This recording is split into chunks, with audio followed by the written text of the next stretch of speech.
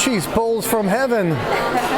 This is the mozzarella cart. 1 pound of cheese. This is cow's milk cheese curds, and what I'm going to do is I'm going to melt it down with hot water, and it melts down fast because this water is at 210 degrees. Steak tomato, tomato, and then after I stretch it, then you can taste the mozzarella. All right, we're going to get out some basil. How many times a day do you do this? On average, 25 times a night. Whoa. Cheese pulls from heaven.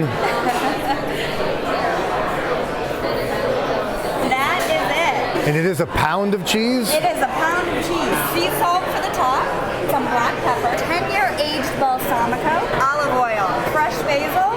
You are an artist. Thank you so much. And that is the mozzarella cart.